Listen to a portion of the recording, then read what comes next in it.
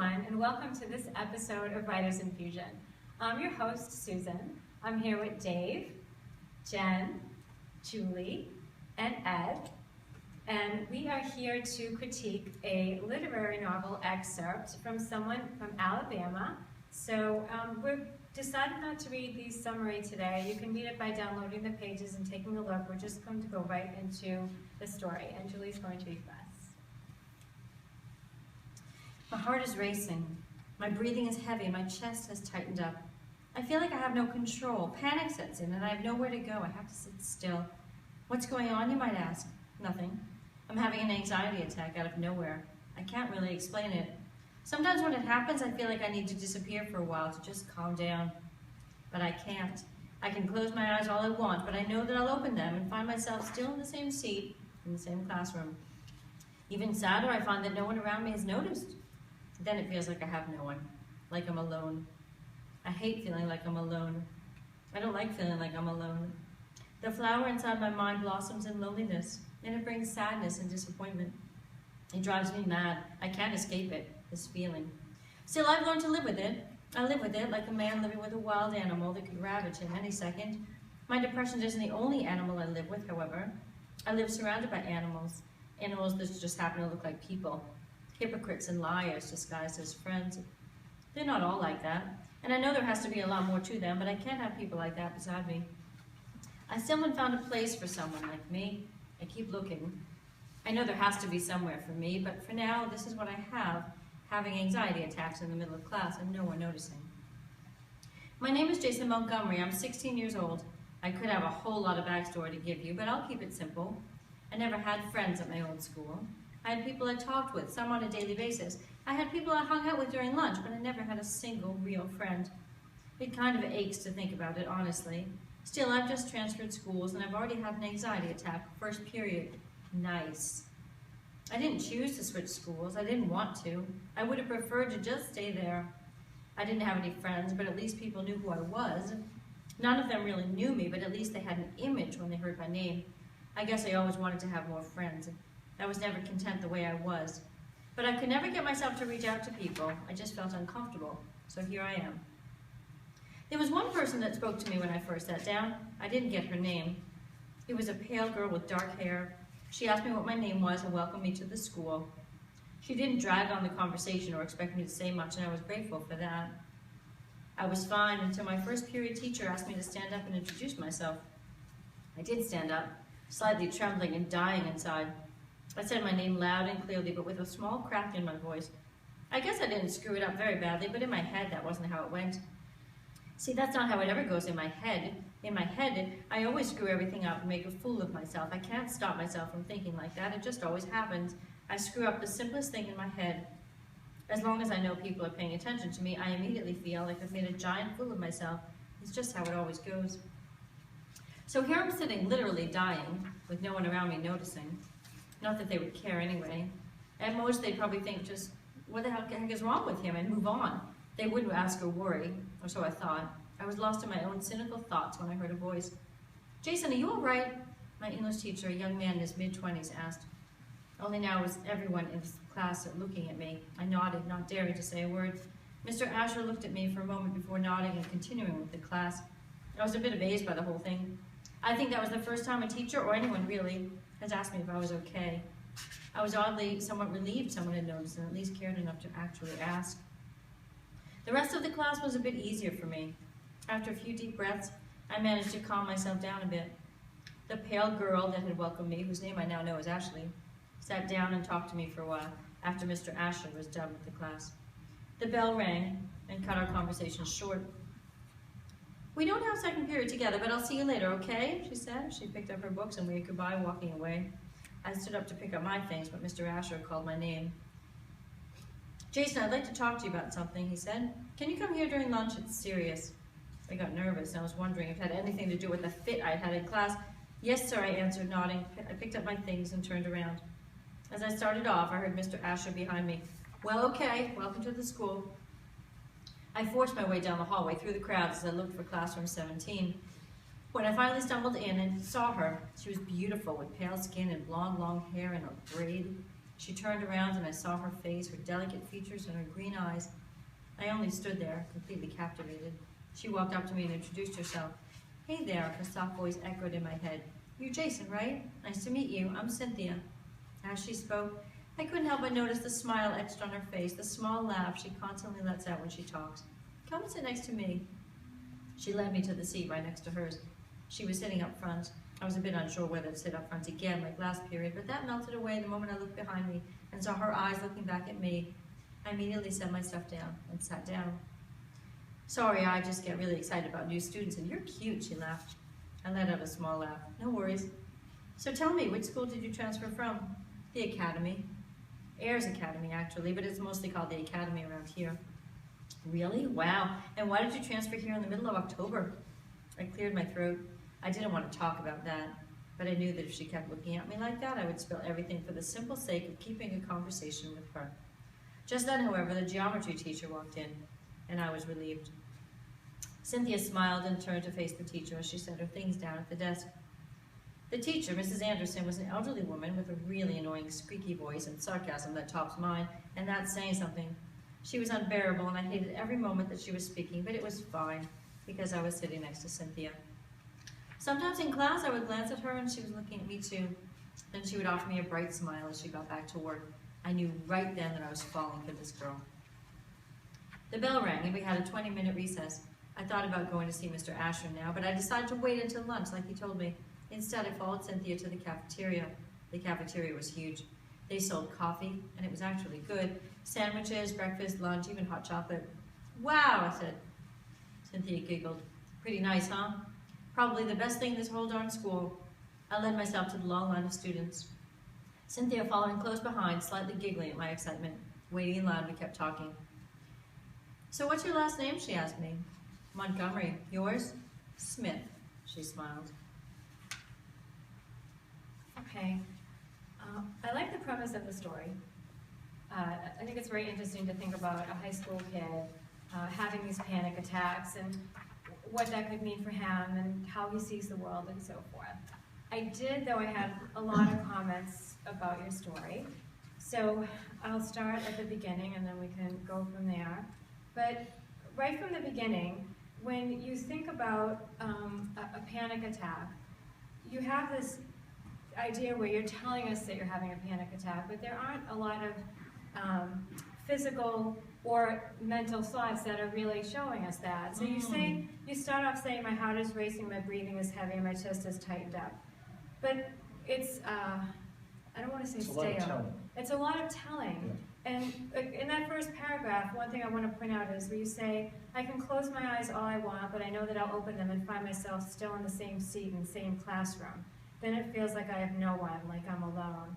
And I could identify with that part, but for the rest of the next couple of pages, there's a lot of logical thinking.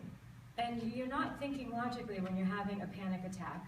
You're sweating, you're nauseous, you might feel like your chest it hurts or your heart's beating quickly, your thoughts are running, but they're definitely not logical.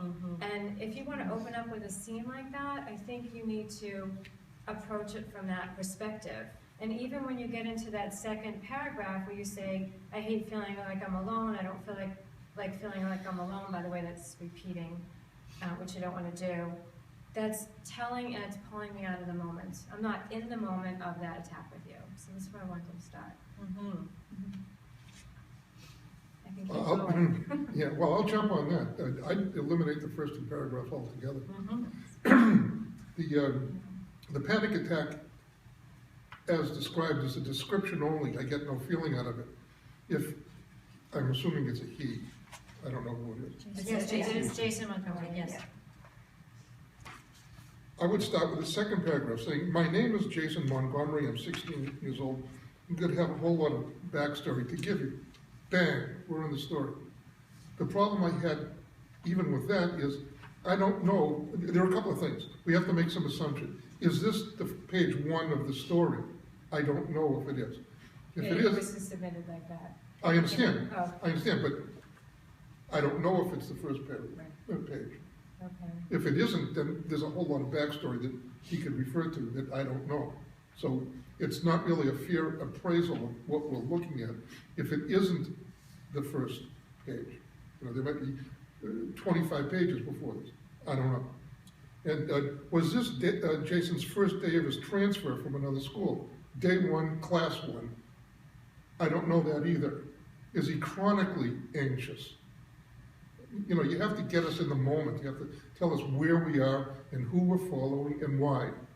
And if, after that first, after my name is Jason Montgomery, he could put in, I've already had an anxiety attack first period and I'm still recovering, or something like that. And I think for me, that would be enough. Just start there. And now we're in the moment. There are other things which I'm sure will trigger further discord amongst the group. So I'll start with the initial panic attack. There's lots of other stuff to talk about. And I'll just add something short just about that. Okay, so when he's having the anxiety attack, a lot of times he's saying, but nobody is noticing. Nobody is noticing. And, but he's not convulsing. He's not on the floor, like, Right. why would they notice? I mean, a lot of times we have Why would you think that people would notice? what has, I mean, I understand the heart's beating, but nobody can look at you and say, your heart is beating. You know, is he gasping for air? No. Like, it seemed as if, and I think, you know, a lot of anxiety attacks are inside, and you're just kind of trying to talk yourself down, and you're taking deep cleansing breaths, and you're closing your eyes, and you're trying to talk yourself down. And people aren't going to notice that. So that was unclear to me why he thought people would notice, and therefore was disappointed when they didn't. Do you think that teenagers who tend to be Egocentric? Yes, I was going to say self-absorbed. Absolutely. Would think like that? They would actually think, why is no one noticing? Because they're the world. Like they're Everything radiating. goes around them. It could be. So that could explain that piece of it. I mean, it just seems like why, you know, it's one of the basic lessons you learn as a human being is that people cannot tell what you're feeling, just like you cannot tell what other people are feeling. It's the same kind of thing. But when you're a teenager, you might expect You might, that people yeah, you might expect it. should know that. Well, let's Tap in. compare that description with someone having a heart attack. They're involving other people. There's an emergency situation. Yes. Why can't he demonstrate some kind of anxiety? Because right now, the first two paragraphs sound like self-indulgent teenage whining. Yes. And that's all it sounds like. There's no emergency there. I mean, I think a lot of this falls into that category. I mean, when I started reading this, it's like, I can't take 200 pages of this guy. He's fetching all the time. He's Well, there's a lot of complaining. repetitiveness too. Yeah. Yes. even if He's you look at complaining slides. a lot, and he's also doing nothing. You know, he says that he does nothing. He says he makes no effort to make friends, and then he complains he has no friends. Yes. But in this first 5 pages, he has a girl take interest in him in his very first class. A teacher ask him how he is. In my life, that never happened to me. Absolutely. And then a pretty girl seek him out and start talking to him. Yes. It's like, this kid has hit the lottery 3 times Yes. in one day. And he's still whining. And he's still whining. Yeah. It's like, what? Yeah. Where do you want to go? I want You know? to like Jason. I really do, Yeah, because I he's do an too. protagonist and I don't like him yet. I also want to see if there's any male-student interaction. How are the males reacting to him? Does he seem like an alpha male? Are they alpha males they can't be bothered? Are they bothered because girls are giving him attention? He's the new guy.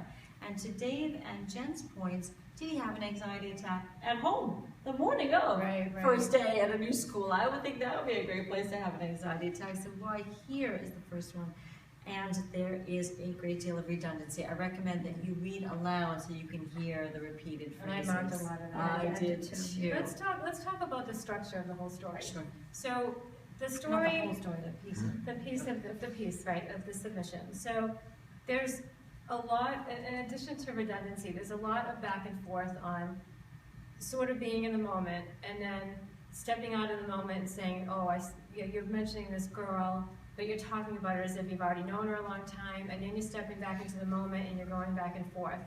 And what I had suggested, and this was just a quick thought, and I don't know if this would work, I'd have to think about it, but if you want us to go along with the moment, then you'd want to go in chronological order. So maybe it starts off where, you know, he's either in the class or he's walking into the class, the girl introduces himself. Then he's sitting in, and that's how you learn his name. He doesn't even have to say my name is if he doesn't want to. That's how you learn their names. Then they're in the class, then he has a panic attack. You go through that whole scene where we're with him when that happens, and then what happens after the class. So instead of all this back and forth, take us moment by moment through what he's going through. Yeah, I think chronologically would help. I also noticed that keeps going back and forth between present tense and past tense. Yes. And I marked it in a number of places, and it's just kind of jarring. It made me wonder if this was written in kind of two phases, like maybe it started out being written all in past tense, and then the author went back and stuck in some things in present tense. But right now it's uneven, and it's like, where are we? The girl whose name I now know is Ashley. Right. Yeah. And Right. as he meets her. Right, then we don't have to I say mean, it like it that. starts out in present. My heart is racing. I keep Yes. feeling like I'm alone. But then there was one person, you know, then it switches to the past. And just in terms of, I mean, I marked this up a lot, so you can see all my individual comments, but just in terms of editing, there are some things that when if you decide to take this step by step, then picture the scene in your head step by step. So when you get to a page, like, I think it's page 4, I marked it up, so I don't know if it's still page 4, but it's when he first runs into meeting Cynthia, and he says, when I stumbled in, I saw her. She was beautiful with pale skin and blonde long hair and a braid. She turned around and I saw her face. Well, you don't know she's beautiful until she turns around. So just a lot of little things like that. lovely braid. Consistency. It was, Yeah, but that's such a you good don't know point. what she looks like. And Never get Yes. excited by Yes. what somebody looks like from Yes. behind. And Then, then, Well- the next paragraph, you're Jason, right? How does she know? How do they know who Maybe. he is? How do they know who she is? right. When Cynthia says, you're Jason, right? And something else too that I put that when you're first meeting a girl, this same thing, that when Cynthia first sits, let's say you started it off like this, where you're walking into the room and Cynthia says hi, that you say something about, I could smell her perfume or her shampoo. So, especially with a panic attack, because that's so personal, you know, you feel yourself sweating and all that, well, when someone else walks in, I would think your senses would almost be heightened, and so you want to bring all these other pieces into the room, such as her shampoo or something like that. Such a good point. I'm curious why they ask each other's last names and why you ended this excerpt there. Didn't know the importance I of think it. that was Maybe it's 5 just word pages. count. I think it's just word Five count. Thank you, pages. thank you. I've got a question about the sequence of events. He leaves the classroom. The teacher says, oh, by the way, would you see me after lunch? I wrote that too. And follows it up. It's important. Well, a teacher wouldn't leave a kid anxious, He says it's For- serious. or it's serious, Yeah. and till lunchtime. It wouldn't happen. Why doesn't he keep him right after class? I'm hearing Yes, it, coming yeah. from a Yes. teacher. Right. Yeah. Sorry? It's not So this is consistent. coming from a teacher. Yes, that's Yeah, right. you wouldn't Yes. unnecessarily allow a kid over a long period of Oh, time. no. If there's something serious, it's time to take care of it right now. Right, He heard it was serious and he left the class and forgot about it. yeah. Welcome to the school, the teacher says. Yeah, Bye-bye. yeah. Oh, by the way, yeah, the serious, oh, the ice cream's melting. No, it's gotta be a little bit more important than that. Yes. I rewrote it, and actually now that you're talking, I would even rewrite it again, but I just made it more casual. Can you come stop by after lunch? And then I would probably add, it just says I'd like to catch up with you for a few minutes. But, or let's talk about, you know, some things you might want to know about the school. But we don't know that. It may be Right. serious. Right. It Right, may but be you don't that need it's- to tell the kid that, right? You tell the kid right now. But Take if the it's- kid out right. always. Tell him the You know, issue and not just the your issue, yes. father just had a It's heart an odd attack. kind of thing also, because, I mean, here's somebody who's panicking and having anxiety, and the teacher It tells him. drifts this, away. it's like, Right. To add to his anxiety. It's not about me, clearly. yeah, you know. right, so Yes. who cares about that? Yeah. And it could just be that the teacher recognized he had a panic attack and wants to talk to him. It could be a lot of things. Right. Yeah. And I But we're guessing. understand the method of putting something further down as dangling a carrot. That's terrific, and that's a wonderful way to do it, but you have to be realistic about it. Right. You can't just throw something in there. That's right. I'm also curious about the type of literature. I don't know if this is a literary novel. We wondered if it should be labeled young adult or if you have a different audience, but I don't find this literary. Yeah. No, I don't either. I'd say, yeah, So it's you all, don't. but not literary. Okay, have we worn this out? I have one I more think comment. so. Yeah, well, Yeah. Well, if people are going to read, and I'm assuming this is going to be a novel and not a short story, yeah, Susan. there has to be something that's relatively unusual or unique about it. Right now, we have a nervous kid, goes into first class, goes into second class, meets a girl, and is madly in love. I don't know if that's enough to keep me interested, or anybody, frankly. There has to be something quirky about the kid other than his anxiety attack. Has to be something quirky about the class or the people that he wrote, or a difficulty that he had in the first. Something has to happen that's more unusual than simply drifting through a rather typical day in the kid's life.